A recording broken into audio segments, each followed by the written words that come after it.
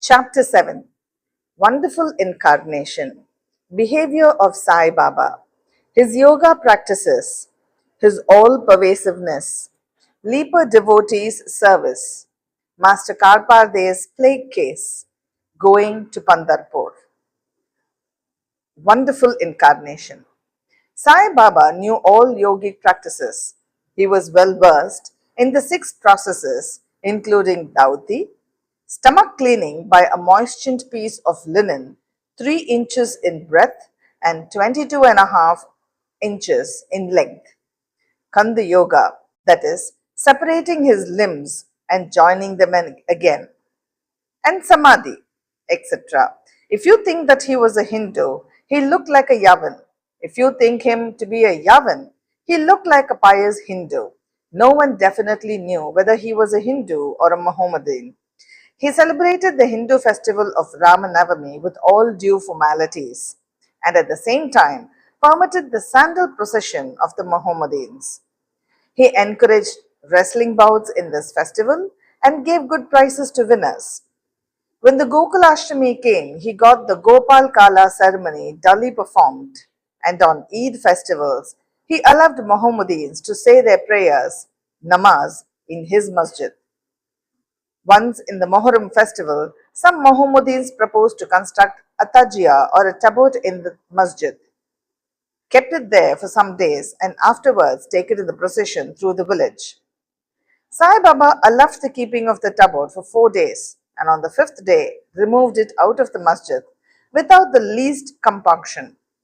If we say that he was a Mohammedan, his ears were pierced, that is, had holes according to Hindu fashion. If you think that he was a Hindu, he advocated the practice of circumcision. Though according to Mr. Nana Sahib Chandorkar, who served him closely, he was not himself circumcised.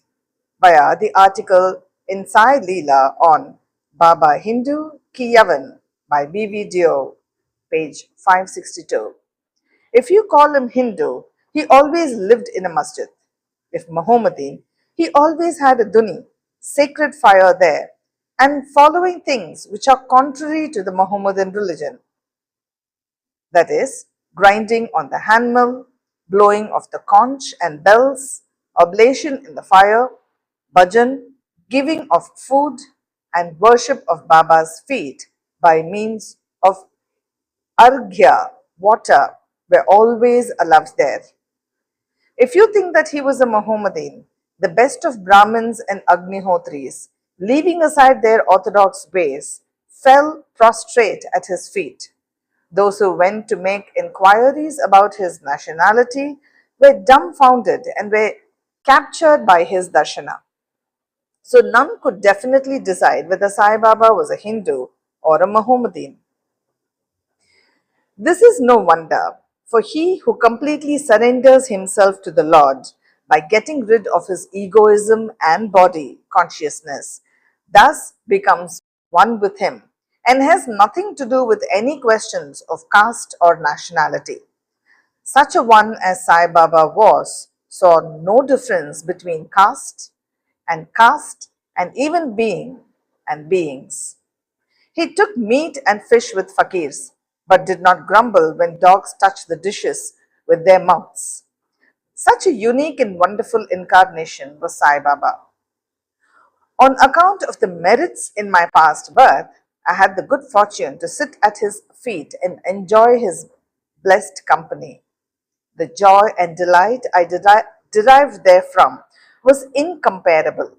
In fact, Sai Baba was pure Anand and consciousness. I cannot sufficiently describe him, his greatness and uniqueness. He who took delight at his feet was established in his own self. Many sannyasis, sadhaks, and all sorts of men aspiring for salvation came to Sai Baba. He always walked, talked, and laughed with them, as always, uttered with his tongue, Allah Malik, God is the sole owner. He never liked discussions or arguments. He was always calm and controlled. Though irritable at times, always preached full Vedanta and nobody knew till the last who was Baba. Princes and poor people were treated alike by him. He knew the inmost secrets of all, and when he gave expression to them, all were surprised. He was the repository of all knowledge. Still, he frightened ignorance. He also disliked honor. Such were the characteristics of Sai Baba. Though he had a human body, his deeds testified to his godhood. All people considered him as Lord God in Shirdi. Behavior of Sai Baba. Fool that I am, I cannot describe Baba's miracles. He got almost all the temples in Shirdi repaired. Through Tatya Patel, the temples of Shani, Ganapati, Shankar Parvati, village deity, and Maruti were put in order. His charity was also remarkable. The money he used to collect as dakshina was freely distributed, rupees 20 to some, rupees 15 or 50 to others every day. The recipients thought that this was pure charity money, and Baba wished that it should be usefully employed. People were immensely benefited by having a darshana of Baba. Some became hale and hearty. Wicked people were turned into good ones. Kushta, leprosy, was cured in some cases. Many got their desires fulfilled. Without any drops or medicine being put in the eyes, some blind men got back their sight, and some lame ones got their legs. Nobody could see the end of his extraordinary greatness. His fame spread far and wide. The pilgrims from all sides flocked to Shirdi. Baba sat always near the Duni and eased himself there, and always sat in meditation, sometimes with and on other times without a bath. He used to tie a white turban on his head and wear a clean dhotar around his waist and a shirt on his body. This was his dress in the beginning. He started practicing medicine in the village, examined patients, and gave medicines. He was always successful, and he became famous as a Hakim, doctor. A curious case may be narrated here. One devotee got his eyeballs quite red and swollen. No doctor was available in Shirdi. The other devotees took him to Baba. Other doctors would use ointments, unguents, cow's milk, and camphorated drugs, etc. in such cases. Baba's remedy was quite unique. He pounded some biba, some carpus anacardium, that is, marking nuts, and made two balls of them, thrust them on each eye of the patient, wrapped it in cloth bandage around them, eyes. Next day, the bandage was removed and the water was poured over them in a stream. The inflammation subsided and the pupils became white and clear.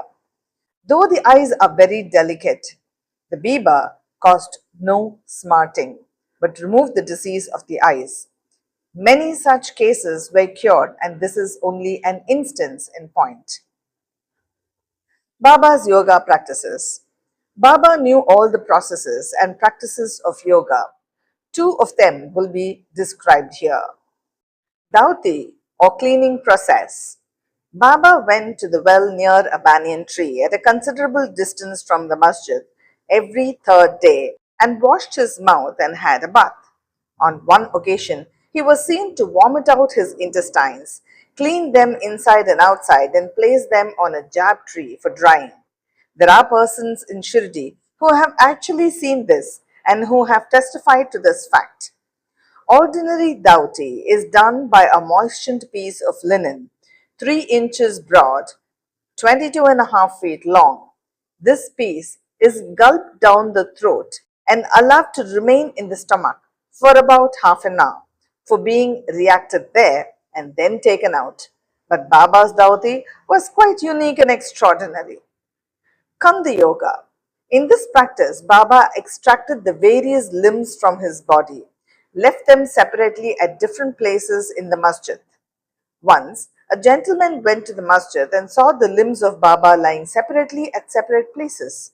He was much terrified, and he first thought of running to the village officers and informing them of Baba being hacked into pieces and murdered. He thought that he would be held responsible as he was the first informant and knew something of the affair.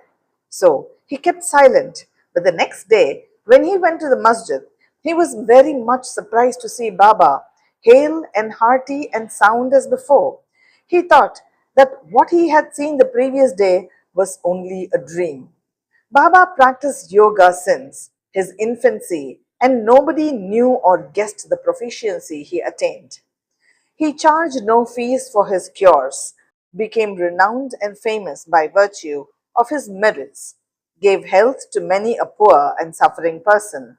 His famous doctor of doctors cared not for his interests, but always worked for the good and welfare of others, himself suffering unbearable and terrible pain many a time in the process.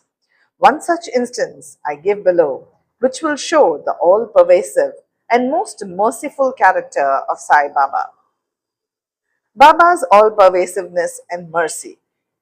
In the year 1910 AD, Baba was sitting near Duni on Diwali holiday and warming himself. He was pushing firewood into the Duni, which was brightly burning. A little later, instead of pushing logs of wood, Baba pushed his arm into the Duni. The arm was scorched and burnt immediately. This was noticed by a servant Madhava and also by Madhav Rao Deshpande, Shama. They at once ran to Baba, and Madhav Rao clasped Baba by his waist from behind, dragged him forcibly back, and asked, Deva, for what have you done this? Then Baba came to his senses and replied, The wife of a blacksmith at some distant place was working the bellows of a furnace. Her husband called her. Forgetting her child was on her waist, she ran hastily and the child slipped into the furnace. I immediately thrust my hand into the furnace and saved the child. I do not mind my arm being burnt, but I am glad that the life of the child is saved. Leper Devotees Service. On hearing the news of Baba's hand being burnt from Shama Madhav Rao Deshpande, Mr. Nana Sahib Chandorkar, accompanied by a famous doctor, Paramanand of Bombay, with his medical outfit consisting of ointments, lint, and bandage, etc., rushed to Shirdi and requested Baba to allow Dr. Paramanand to examine the arm, the dress, the wound caused by the burn. This was refused. Ever since the burn, the arm was dressed by a leper devotee, Bagoji Shinde. His treatment consisted in massaging the burnt part with ghee and then placing a leaf over it and bandaging it tightly with pattis, bandages. Mr. Nana Sahib Chandokar solicited Baba many a time to unfasten the pattis and get the wound examined and dressed and treated by Dr. Paramanand with the object that it may be speedily healed. Dr. Paramanand himself made a similar request, but Baba postponed, saying that Allah was his doctor and he did not allow his arm to be examined. Dr. Paramanand's medicines were not exposed to the air of Shirdi as they remained intact, but he had the good fortune of getting a darshana of Baba. Bagoji was allowed to treat the hand daily. After some days, the arm healed and all were happy. Still, we do not know whether any trace of pain was left or not. Every morning, Bagoji went through his program of loosening the pattis, massaging his arm with ghee, and tightly bandaging it again. This went on till Sai Baba's samadhi, death. Sai Baba, a perfect Siddha as he was, did not really want this treatment, but out of love for his devotee, he allowed the upasana, service of Bagoji, to go on uninterrupted all along. When Baba started for Lindi, Bagoji held an umbrella over him and accompanied him. Every morning, When Baba sat near the post close to the Duni, Bagoji was present and started his service. Bagoji was a sinner in his past life.